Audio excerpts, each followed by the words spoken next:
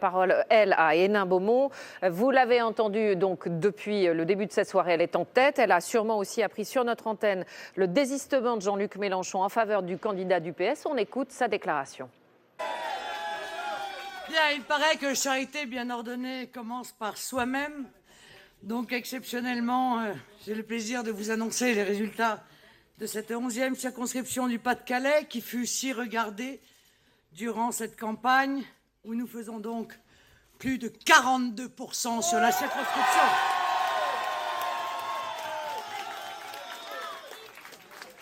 Un petit coucou aux sondeurs qui ne se sont trompés que de 5 à 10 points. Un remerciement chaleureux, particulièrement aux électeurs d'Hénin Beaumont, ville qui nous a accordé 48,21% au premier tour. Et une pensée très amicale et même affectueuse à Steve, le futur maire d'Hénin Beaumont.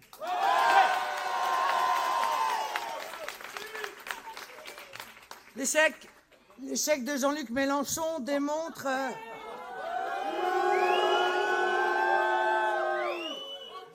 la déconnexion totale entre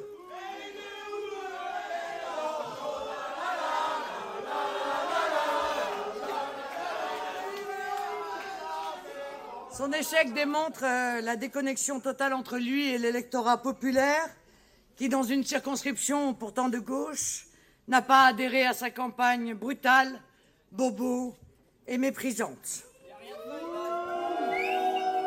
Nous repartons donc en campagne contre la gauche archaïque, incompétente, pour offrir un renouveau à cette circonscription qui, compte tenu du passé, le mérite tant. Le Rassemblement Bleu Marine, ce soir, résiste remarquablement bien, compte tenu de l'abstention et d'un mode de scrutin profondément antidémocratique qui, depuis 25 ans, a privé des millions d'électeurs de députés. Nous confirmons ce soir notre position de troisième force politique de France. Dimanche prochain, les électeurs patriotes feront une fois de plus mentir les sondeurs et feront, j'en suis convaincu, entrer des députés Rassemblement Bleu Marine à l'Assemblée.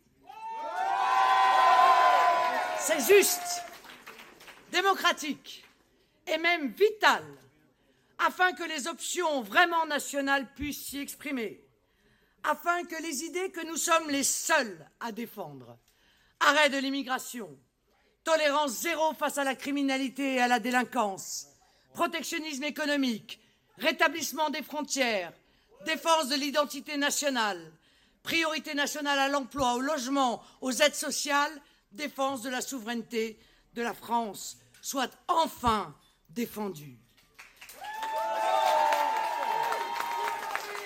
La recomposition de la vie politique que nous appelons de nos vœux est en marche.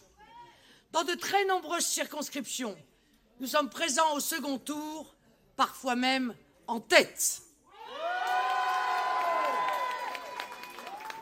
Le peuple français, j'en suis convaincu, se libérera des consignes connivantes des partis UMP-PS et voteront pour s'offrir des avocats en la personne de députés Rassemblement Bleu Marine qui les défendront avec courage, droiture, abnégation, énergie et fidélité.